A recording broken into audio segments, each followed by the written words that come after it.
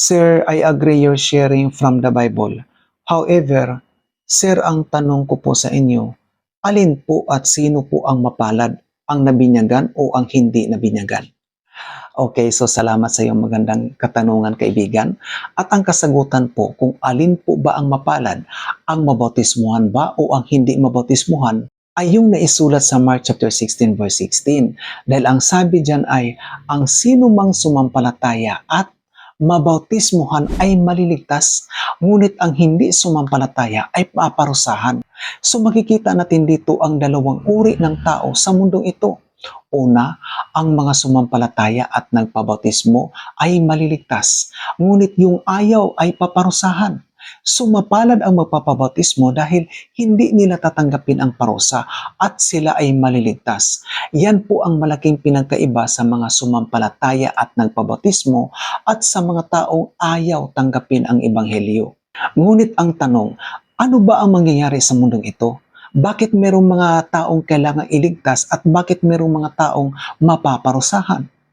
Ayon po sa Romans chapter 6 verse 23, ang bayad ng kasalanan ay kamatayan at ang lahat ng tao sa mundong ito ay nagkasala at ang bayad nito ay kamatayan. Ngunit ang kamatayan na pinag-usapan dito ay yung eternal death sa pamamagitan ng apoy at asupre. Hindi yung kamatayan na nangyayari ngayon sa mga tao.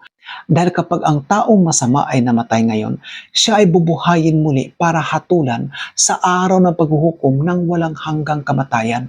Yun ang dahilan kung bakit inalok ng Diyos ang buhay na walang hanggan dahil ayaw niya na ang tao ay mawala.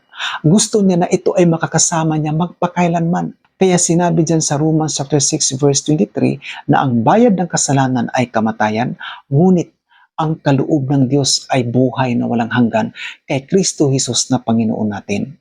Nais ng Diyos na ang lahat ng tao ay maliligtas, kaya inalay ni Kristo ang kanyang sarili sa cross upang ang kanyang dugo ay ang maglinis, magbura sa mga kasalanang nagawa ng tao upang ito ay hindi mahatulan ng walang hanggang kamatayan sa araw ng paghuhukom.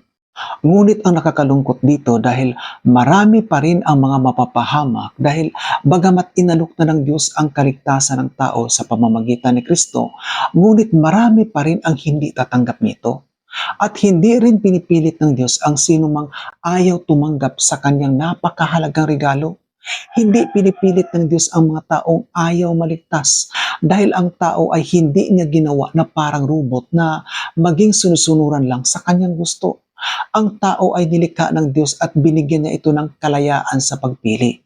Kaya tayo ay malayang pumili sa kung ano sa tingin natin ang makakabuti, lalo na sa ating kinabukasan. Dahil ang buhay natin ngayon ay temporary lamang. Kahit abutin ka pa ng 100 years pagkatapos, anong mangyari sa iyo? Babalik sa lupa.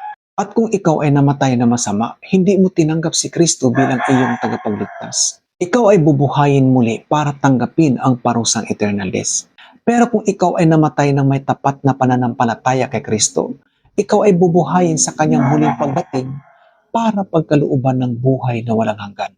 Kaya ang pagpapalang tatanggapin ng mga taong sumampalataya at nagpabautismo ay higit pa sa kahit na anong uring kayamanan sa mundong ito. Dahil ang mga kayamanan sa mundong ito ay maaring mawala sa isang iglap lang. At hindi mo rin yan mapakinabangan ng walang hanggan dahil lahat tayo ay babalik sa lupa.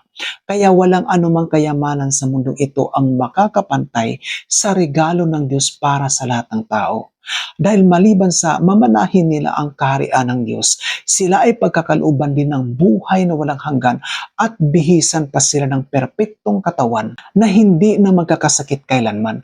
At ito ay libreng matatanggap ng tao sa pamamagitan ng kanyang pananampalataya at pagpapabautismo dahil yan ang sinasabi ng Diyos sa banal na kasulatan.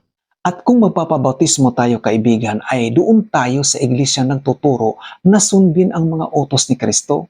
Bakit? Kasi yun ang instruction niya. Ang sabi niya, turuan silang sundin sa lahat ng mga bagay na inuutos ko sa inyo. Kaya hindi tayo papasok doon sa mga iglesyang hindi sumunod sa mga utos ng Diyos, katulad ng Babylonia na kumakain ng mga karumal-dumal. Ang mga bisyo ay pwede, ayaw sundin ang 10 utos ng Diyos, gumagawa ng mga ribulto upang paglingkuran at luhuran, at nangingilin sa araw na linggo. Hindi iyan ang iglesyang nagtuturo ng mga bagay na ayon sa kalooban ng Diyos. Kaya ang sabi ni Kristo, bautismuhan ninyo sila at turuan silang sundin sa lahat ng mga bagay na inuutos ko sa inyo upang tayo ay mamuhay ayon sa kanyang kalooban.